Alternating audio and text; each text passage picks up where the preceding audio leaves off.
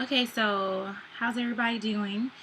This is my little Q&A response to the questions that I got for last week's post, where I asked that you could ask me anything. Some people emailed me, some people just left in the comments, and also I've gotten a few questions over time that I'm going to answer, and I'm going to try to answer them quickly. I apologize now for looking up because I scheduled to do this at this time of day. However, they're going to announce the Pope in a moment, so I keep kind of like peeking over my computer at my TV just to see. I'm not Catholic or anything, but it's very exciting and interesting to see the process of a belief that is not exactly the same as mine. It's not literally the same as mine. So, yeah. So anyway, here we go. So anyway, one of the questions I get a lot is about jewelry, and I might do like a whole separate post because I wear a lot of jewelry and I like jewelry a lot, and I just may do that. But to briefly answer the questions of those who have asked, like where do I get jewelry from and how do I go about deciding how to wear it, things like that. As you know, I love vintage, so I wear a lot of vintage. And the thing about finding really good vintage stuff is that it can look very modern too, because fashion is a cycle. It's very cyclical. So yeah, well, you see me wear this a lot. I used to get my hair done at a place for like the first 4 years of having locks. I never did my own hair, and they someone that went to Africa came back with these hand painted bangles, so I bought this one and a zebra one, and I wear it all the time. And that was like at least 4 years ago, but I still love them greatly, and I'm going to probably wear them for the rest of my life. So it's just all about mixing and matching. For me, people say put on some stuff and then take something off. That's not quite my method. I just put on whatever feels like I want to wear it at the time, and then I may add something extra as opposed to taking something off. I know I should, but that's just not me. I don't recommend that for everyone. I don't recommend everyone have wrist of bangles, and I would actually not mind having more on. I don't recommend that for everyone, but that works for me, and that's what style is. It's about picking what works for you and then tweaking it however you see fit. So maybe you'll wear two bangles or two bracelets. Or I get a lot of questions about how do I come up with hairstyles. It's all experimentation. Me, my bobby pins, I just might want to updo and I want to try something. Or sometimes I see a hairstyle on straight hair or some kind of texture that's not locks, and I feel like I really like it. So how do I create it? Which is what happened with this. I saw a picture on Cheska Lee's Tumblr and about a year ago, and I just kept looking at it, and one Friday night I experimented until I came up with this. Just about did something a little different this time, where I did like a twist, connect the twist, French twist type of thing, as opposed to a flat twist, as I've shown you in previous videos. But yeah, so it's not a real method to my madness. I say whether you have straight hair, perm hair, curly hair, afro hair, whatever your hair texture is, it's all about just taking risk and playing around with it. Someone has also asked me before about how I chose to go with teal hair. I don't know, maybe over a year ago. I don't know if you follow Zarna's Runway, but she had teal hair one day for a little while in her bob. She's so gorgeous. And I just loved it. And I just couldn't stop thinking about it. And sometimes, things happen in life where you have a shift that is, though maybe difficult, is very freeing. And I had one of those shifts last year, and I decided if I wanted it, I should try it.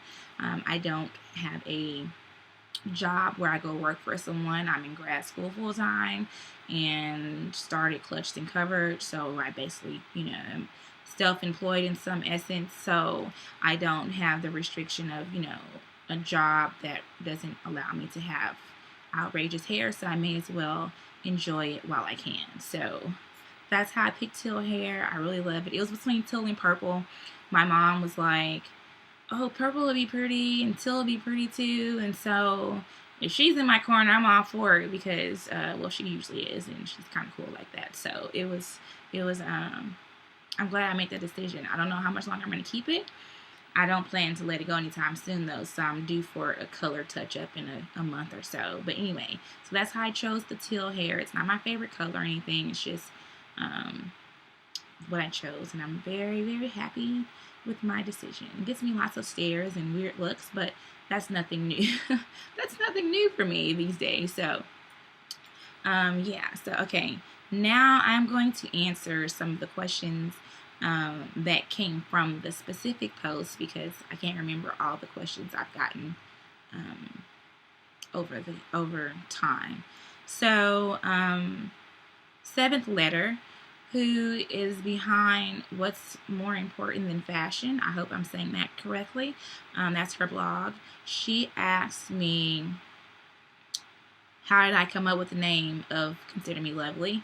Well, many of you may or may not know, but Consider Me Lovely started as a wedding blog. Listen, let me tell y'all. I've had a lot of career interest over the years. I am a bit of a free spirit type of person. And one of those for a moment in time was wedding planning. I successfully planned 2 weddings, and they were very lovely. And I have to laugh at myself. And so, Consider Me Lovely started as a wedding blog as a means of combining wedding and fashion. And if you go back to the very old archives, they're still there. I'm not ashamed of them, though they could be considered kind of crappy in terms of photo quality and such. So lovely is a word that I was using a lot. I would just say things were lovely. Things were lovely. Oh, that's lovely. Oh, yeah, that's lovely. And when I was thinking of starting my wedding blog, that word just came to me, and then I used to read Style Me Pretty a lot, and so I don't know if that's where I can't really say specifically like there was a great method to my madness because there usually is not really a detailed method to any of my madness, but I do remember thinking of like Style Me Pretty and the fact that I said lovely a lot, and then somehow the Consider came into part and Consider Me Lovely was born, and I could not choose a better name. I've had several blogs, and they have not had as wonderful names as this one. So that's how I picked Consider Me Lovely, and I think that lovely is just to me, it's a delightful word, and I think I want to be considered lovely or delightful and, beautiful, feminine. To me, all those things are lovely. So, and I hope that my readers feel that they are lovely. What woman doesn't want to be considered lovely? She also asks me, what tips could you give for a blogger trying to grow their audience? I don't mean to laugh. I just did because I'm still trying to grow my audience. Consider Me Lovely has grown a lot over the last 2 years. And for that, I will say that the greatest advice I can give for a blogger who's trying to grow her audience is, one, be yourself. Stay in your lane. I don't post a lot of like editorials and runway looks and stuff because though I look at them, that's not my lane. My lane is personal style. My lane is empowerment in some way. Of course, I love nail polish. Those are things that are natural to me. So I don't feel like I should try to publish content that doesn't flow from me naturally, because then it's not very authentic. I know it's a term we throw around a lot and everything, but I think authenticity is very important. I feel like people can relate to it, whether I get 1 comment, 0 comments, or 20 comments on a post.